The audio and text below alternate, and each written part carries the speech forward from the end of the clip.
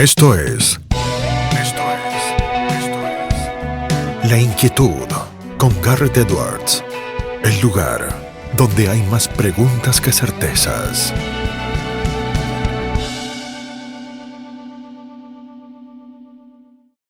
Damos vuelta de página aquí en La Inquietud por CNN Radio Rosario y tenemos un verdadero placer, honor y privilegio de que nos honre con su presencia en estos primeros entrevistados de este nuevo ciclo que estamos iniciando aquí en CNN Radio Rosario. Es probablemente una de las personas con quien más disfruto charlar. Siempre me quedo con alguna reflexión, con alguna idea, con alguna manera distinta de ver o de pensar las cosas. Él nos presta su tiempo muy generosamente, muy amablemente. Sabe de derecho, pero no solamente sabe de derecho, sabe también de filosofía política, de política y de la realpolitik y de lo que sucede en nuestro país y en otros países. Hablo de no otro que del doctor Alejandro Fargosi. Doctor Fargosi, Garrett Edwards aquí lo saluda. ¿Cómo está? Garrett, ¿qué tal? Pero, ¿qué está esperando para convertirse en multimillonario o en multipoderoso y arrastrarme hacia arriba? Con tantas Bueno, buenas ideas que tiene. ¿Qué está esperando? ¿Me puede explicar? eso es paso a paso, doctor Fargosi. Usted sabe que en la Argentina no es simple porque además si uno sube tan rápido salta en los medidores de Sí, AFIP y se yo le complica. digo esto. Mis abuelas se murieron, mi madre se murió, el único que dice esas cosas de mí es usted, así que le sugiero que se rápido. Doctor Fargosi, si le parece, arrancamos por una cuestión más personal, más íntima de este ciclo, nos podemos dar esa oportunidad. ¿Cómo fue que usted decidió dedicarse al derecho? ¿Tenía que poner el dedo en la llaga? Pregunto, ¿tenía que? Los Es que chicos, siempre me lo he los chicos preguntado. Los chicos tienen una tendencia que es más vieja que andar a pie, que es emular a los padres, buscar la aprobación de los padres. Mi padre fue un abogado muy conocido por otra parte, fue un abogado muy apasionado de su profesión, de hecho trabajó hasta el día en que se murió, y yo nunca me planteé otra cosa que ser abogado. Y le cuento algo que es, yo no sé si gracioso o terrible, pero bueno, hace poquitos años, un buen día miré mi biblioteca personal y había un montón de libros de arquitectura. Digo, pero yo en realidad lo que me gusta es la arquitectura. Lo que pasa es que por mi propia, quizás por la época en la que me tocó vivir, soy un convencido de que a uno le tiene que gustar lo que hace. O sea, cuando yo me pongo a arreglar una mesa, me convierto en carpintero, cuando me pongo a hablar de derecho, me convierto en abogado, y cuando me pongo a mirar edificios, me convierto en arquitecto. Porque hay que ponerle pasión a la actividad que está llevando a cabo, es la mejor manera de vivir, en definitiva. Doctor Fargosi, es muy interesante esa imagen que nos presta de la arquitectura, ¿no? De los libros de arquitectura y de determinadas pasiones que uno también comparte con aquello a lo que se dedica principalmente, porque hay algunos autores que piensan que hay una suerte de relación entre el derecho y la arquitectura, no con el afán a lo mejor de planificadores o de diseñadores centrales, que eso los conocemos también, los que se piensan que el derecho es igual a la arquitectura, pero ¿usted siente que la arquitectura le sirve también para pensar el derecho desde otras ópticas, para tratar de imaginarse el derecho como si fuera un edificio o una gran obra en construcción? Claro, es que lo es. En realidad, el derecho tiene una enorme relación con la arquitectura y tiene una enorme relación con las matemáticas, aunque parezca mentira. Es decir, el pensamiento matemático, el pensamiento lógico, permite que uno encuentre soluciones jurídicas, aún sin haberlas estudiado. Es más, durante toda mi larguísima carrera docente, yo lo que siempre le decía a los alumnos era, señores, si no lo saben, invéntenlo. Y si lo inventan bien, es más valioso todavía que si lo hubieran estudiado. Porque el estudiar implica incorporar un conocimiento ajeno, incorporarlo a la propia cabeza. Ok, pero cuando uno inventa e inventa bien, quiere decir que piensa como un jurista, como un hacedor de leyes. Porque el derecho tiene una inmensa lógica. El derecho es una estructura, es una especie de, para ponerlo en términos cotidianos, que todo el mundo es futbolero, yo no, pero mucha gente es futbolera, es el reglamento que nos permite convivir, es la única manera de que haya una puerta, dos personas y no se maten para salir primero. Eso es el derecho, en definitiva. La arquitectura, ¿qué es? La arquitectura también es el medio por el cual la gente primero encuentra una forma de vivir mejor y después encuentra una forma de vivir más lindo. Pero la arquitectura no se nos impone, es más, la arquitectura trata de acoplarse al ser humano, no de dominar al ser humano. Y ahí es donde interviene esa diferencia que tan inteligentemente hizo usted, que es una cosa es la arquitectura y otra cosa es la planificación que pretende dominarnos. También en derecho están todos estos maniáticos de la planificación.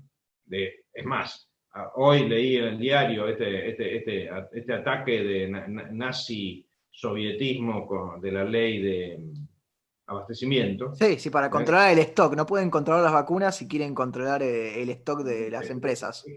Pero es que son afanes de dominación. Lo que subyace atrás de todos estos pensamientos es el afán de que unos pocos dominen a unos muchos.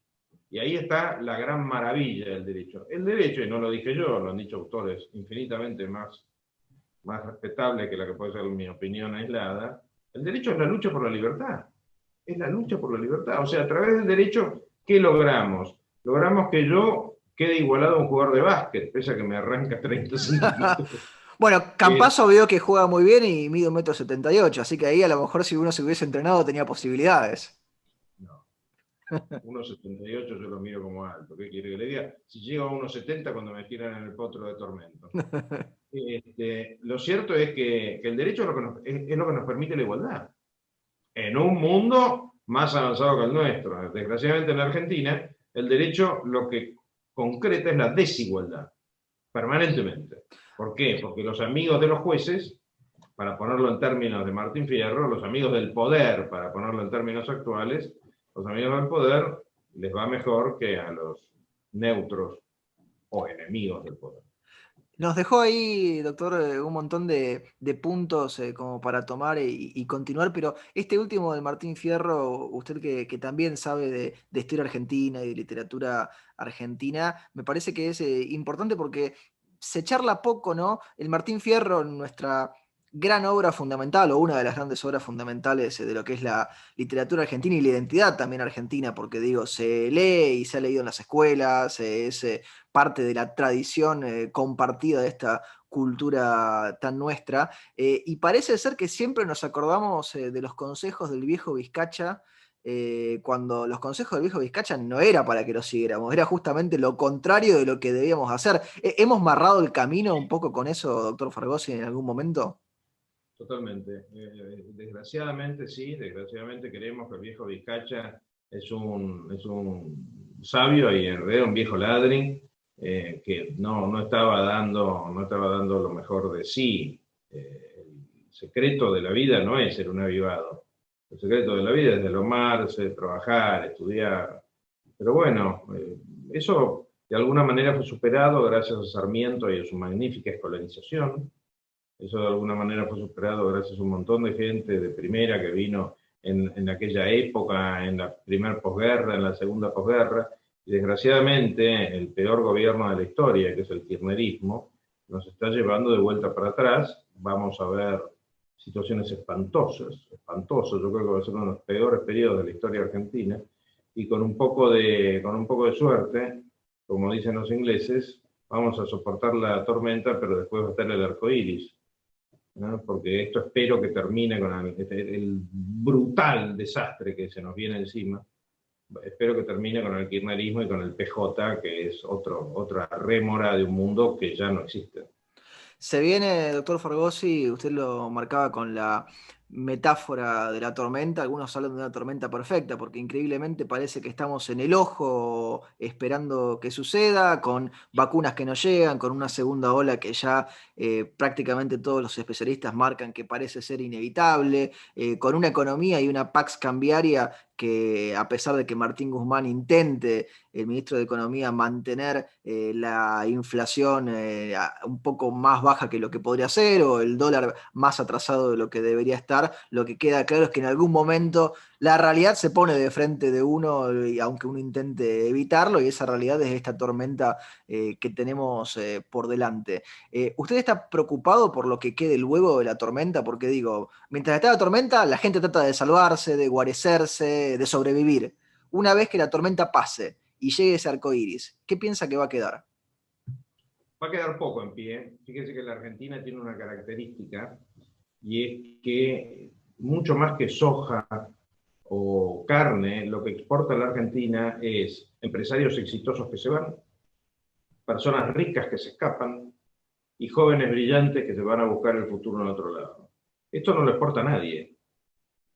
los países inteligentes, de hecho, importan esto. Me comentaba una vez Campanella, que es un argentino de exportación, porque él vive buena parte, pese a que adora su país y lo vemos en las redes permanentemente, él pasa buena parte de su vida en Estados Unidos, donde ha vivido muchos años, y es un director de cine exitoso. Me contaba Campanella que él, después que recibió el Oscar, puede entrar en un montón de países a los que lo único que le pide es que le muestre la estatuita. ¿Por qué? Porque la estatuita es un certificado de brillantez.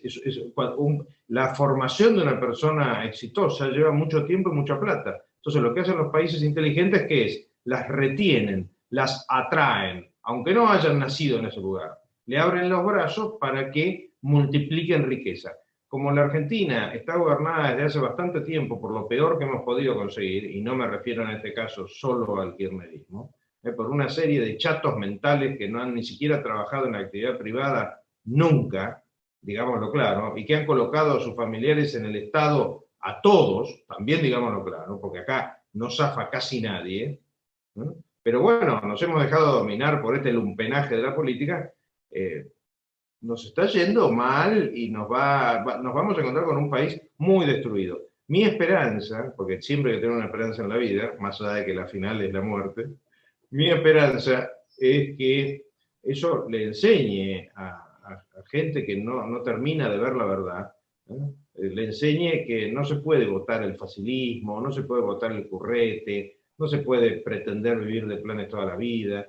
¿Qué quiere que le diga? Yo trato de verlo de esa manera, y además le tiro una visión que la descubrí hace poco, una visión que creo que es importante. Cristina Kirchner es la persona, desde mi punto de vista, más poderosa en la Argentina desde 1852. ¿Por qué? Porque solo Rosas tuvo el poder absoluto sobre todo que tiene Cristina Kirchner. No lo tuvo Roca, no lo tuvo Perón, no lo tuvo Irigoyen, no lo tuvieron los militares, siempre había factores que los condicionaban. Cristina Kirchner mira a alguien y ese alguien baja la vista, tiembla, la obedece. Todos estos ministros, subsecretarios y demás, yo les tengo poco respeto porque en definitiva son un lote de obsecuentes de Cristina. Ni hablar. El famoso temor reverencial. Exactamente, ni hablar del presidente nominal, porque esto es un presidente nominal lo que tenemos. Salvo en un sector. Un sector que a usted le consta, yo lo critico todo lo que se lo debe criticar con mucha dureza, que es el sector judicial. Pese a todos sus defectos, que los tiene, y tiene más de lo que debiera, el único aspecto en el que Cristina Kirchner ha encontrado una limitación ha sido en la justicia. Porque todavía hay jueces buenos, todavía hay jueces valiosos, todavía hay jueces con coraje, y eso es lo que la desespera, que es un sector que no ha podido dominar por completo. Sobre esa gente nosotros podemos reconstruir al Poder Judicial, y sobre el Poder Judicial podemos reconstruir un montón de cosas. Hablábamos recién fuera de cámara sobre ese disparate monumental que es la ley de abastecimiento, que sí, no es que viene de la época de los militares, porque es una ley nazi-soviética, una irrealidad total, que ahora la están reflotando. Pero bueno, esa ley existe porque hasta ahora ningún juez le puso los cañones y la declaró inconstitucional. Cuando más jueces tengan más coraje, la Argentina va a ser un país mejor. Le tengo hay un fallo que me gusta mucho, perdón que lo... No, por favor. Hay un fallo de la Corte Suprema norteamericana. Estados Unidos no existiría sin su sistema judicial. Tiene problemas, pero tiene una Corte Suprema que realmente ha sido, en general, entre muy buena y excelente. Y uno de los fallos, que a mí siempre me gusta recordar de la Corte Suprema, fue una vez que el gobierno norteamericano quiso argumentar sobre la guerra, en este caso sobre la guerra de Corea, para negarle a unos particulares derechos constitucionales. Y la Corte le dijo, clarito, le dijo, mire, gobierno de Estados Unidos, el Estado existe para que esos derechos existan. No argumente la supervivencia del Estado para negar derechos que son los que justifican la existencia del Estado. Potente, potente, fuerte la imagen. Yo siempre recuerdo además, doctor Fargosi, que a mí también me gusta mucho la Corte Suprema estadounidense, ciertas interpretaciones que han surgido en las últimas décadas de que en realidad, por ejemplo, no fue la idea del welfare state, del estado de bienestar y del New Deal lo que ayudó a que los Estados Unidos se recuperara después del crack del 29, sino la Corte Suprema limitando el poder del gobierno y del Estado para demostrar, estos son los límites, hasta acá se puede, hasta acá no se puede, y yendo por el medio, respetando los derechos constitucionales de la ciudadanía, ¿no? Vio Garrett, pero qué buen comentario. Vio que se ha instalado en el imaginario colectivo que no lee, sino que mira, se ha instalado que Estados Unidos se levantó por el New Deal. No, Estados Unidos se levantó porque la Corte lo atajó a Roosevelt con el New Deal. Pues Roosevelt era medio desorbitado con el tema del New Deal. Era muy populista, ojo, Roosevelt fue un presidente populista, pero como la Corte le puso límites y Roosevelt lo respetó, no lo mandó al Soria de turno a apretar a la Corte, como Roosevelt lo respetó, la potencia, ¿cuál es la potencia que tiene la humanidad? La potencia de la humanidad son los humanos, no le demos más vuelta, o sea, la humanidad se compone de humanos, no se compone de gobiernos o de militantes, cada uno de nosotros tiene un rol decisivo en su propia historia y en la historia del vecino, y eso fue por la Corte norteamericana, realmente es una Corte que puede tener todos los defectos que tiene cualquier obra humana, pero es de primerísimo. Doctor Fargosi, nos quedan 2 preguntas más para no robarle más tiempo en esta jornada. Una que se conecta, hablamos de una de las limitantes al poder, usted lo marcó con el Poder Judicial para con Cristina Fernández, y hay otra que también debería servir para los frenos y contrapesos del sistema y de la división de poderes, que tiene que ver con el Poder Legislativo. Pero la pregunta va por este lado. Usted ya lo ha dicho en su momento y cada vez nos acercamos con más fuerza, ya tenemos fechas por lo menos designadas para las PASO y para las elecciones nacionales. Puede ser que tengamos la chance, o que por lo menos la gente de Buenos Aires tenga la chance de votarlo en alguna lista, doctor Fargosi. Mire, no depende de mí. Yo me encantaría, porque la verdad es que me encantaría. Creo que esta etapa de la vida, cuando uno pasa la terrible barrera de los 65 años, no solamente por la vacuna, sino también por el físico, tiene una gran ventaja. No hay hijos que criar, con lo cual uno puede dedicarse a los nietos de alguna manera, indirectamente. Pero ser candidato, esto es interesante comentarlo para que la gente lo capte, ser candidato no es algo que dependa de uno, salvo cuando se es muy famoso, pero en general depende de todo un rosqueo político agobiante en el cual lo más probable es que se quede afuera. O sea, cuando uno ve la lista de gente que no está en política, cree que es porque no se quisieron meter. Muchas veces es porque no lo dejaron entrar. Claro. En la Argentina, por lo menos. Y le hago la última pregunta, que tiene que ver con el nombre de este programa, y que es bastante obvia, pero me parece que siempre es un cierre apropiado. ¿Qué inquieta a Alejandro Fargosi? ¿Qué me inquieta? Sí. El kirchnerismo me inquieta. Yo creo que hemos tenido la desgracia en nuestra vida de ser testigos y convivir con un sector que desgraciadamente tiene mucho más de psiquiátrico, de psicópata, que lo que han tenido otros gobiernos a lo largo de la historia. Y fíjese que tenemos el dudoso honor de que de alguna manera en la Argentina, por el motivo que fuere, hemos reelegido, yo no la voté obviamente, pero asumámoslo como gobierno legítimo, que lo es, hemos reelegido a Imelda Marcos. Porque Imeldas Marcos existen en todos lados. El tema es que nunca han sido reelegidas. Y desgraciadamente la Argentina está tan mal educativamente, la influencia de Baradel es Baradel y lo suyo, ¿no? Es tan terrible que la gente ha perdido la capacidad de análisis. Y encima nos damos el lujo de tener medio país sumergido en el medioevo. Usted no sé si ha reflexionado sobre este tema, y es los Gildo Infran, o Gildo Infran en particular, en definitiva tiene más poder que Cristina Kirchner. Hace lo que se le da la real gana. Y delante de la cara. Y lo apoya Cristina Kirchner, lo apoya Alberto Fernández, los Moyano. O sea, estamos en un mundo que se murió en el resto del planeta. Nosotros, ¿por qué somos tan inmensamente empobrecidos? El único país sin una guerra devastadora que cayó como cayó la Argentina es la Argentina. No hay otro. ¿No? Bueno, ¿por qué? Porque estamos gobernados por lo peor. Piense, yo quiero que la gente capte un detalle que no es menor. Sí. Nosotros somos el 8º país más grande del mundo, con una población relativamente chica, pero no tenemos ni los desiertos helados de Rusia y Alaska, ni los desiertos calcinados, ni el desierto calcinado de Australia, ni la selva invivible de Brasil. O sea, tenemos que sacar 4 países adelante de nuestro. En términos de productividad, digamos así, o de potencialidad, somos el 4º o 5º país del mundo. Y estamos decreciendo y decreciendo y decreciendo desde como mínimo 1940.